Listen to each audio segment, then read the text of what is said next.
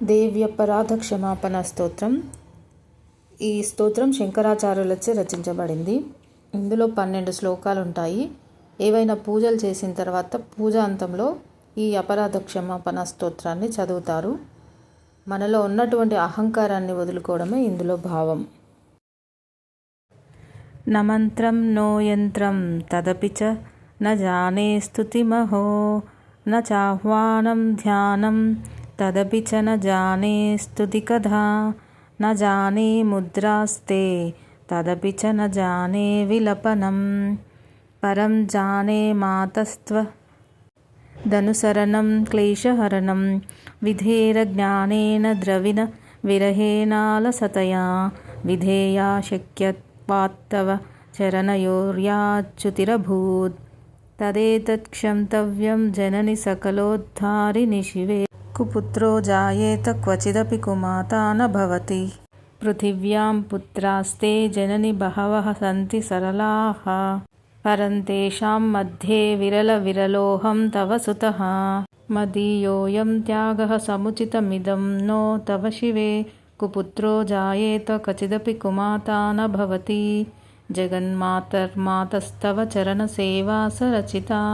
న వా దత్తం దేవి ద్రవిణమపి భూయస్తవ మయా తదాపి త్వం స్నేహం మయి నిరుపమం యత్ర కురుషే కుపుత్రో జాయేత క్వచిదపి కుమాతా న భవతి పరిత్యక్తా దేవా వివిధ సేవా కులతయా మయా పంచాశీతేరధికమపనితే తు పయసి ఇదానీం చేన్మాతస్తవ యది కృపా నాపి భవితా నిరాలంబో లంబోధర జననీ కమ్యామి శరణం శ్వపాకో జల్వాకో భవతి మధుపాకోపమగిరా నిరాతంకో రంకో విహరతి చిరం కోటి కనకైః తవాపర్ణే కర్ణే విశతి మనుబర్ణే ఫలమిదం జనః కో జానీతే జనని జపనీయం జపవిధౌ చితాభస్మాలేపో గరళమశనం దిక్పటధరో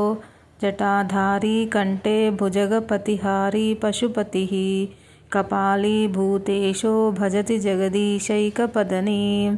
భవానీ త్వత్వా నిగ్రహణ పరిపాటీ ఫలమిదం న మోక్షస్యాకాంక్షా న చ విభవవాంఛాపి చ న మే న విజ్ఞానాపేక్ష శశిముఖిః సుఖేచ్ఛాపి న పునః అతస్త్వాం సంయాచే జనని జననం యాతు మమ వై మృడాని రుద్రాని శివ శివ భవానీతి పతః నారాధికాసి విధినా వివిధోపచారైః కిం సూక్ష్మచింతనపరైర్న కృతం వచోభిః శ్యామే త్వమేవ యది కించన మయ్యనాథే దత్తే కృపాముచితమంబ పరం తవైవ అపత్వమగ్నస్మరణం త్వదీయం కరోమి దుర్గే కరుణార్ణవే శివే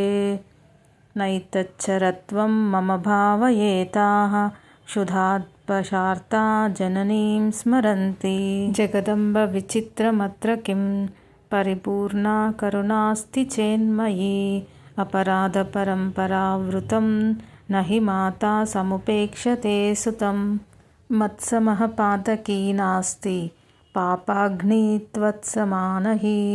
ఏవం జ్ఞాత్వా మహాదేవి యథా యోగ్యం తథా కురు.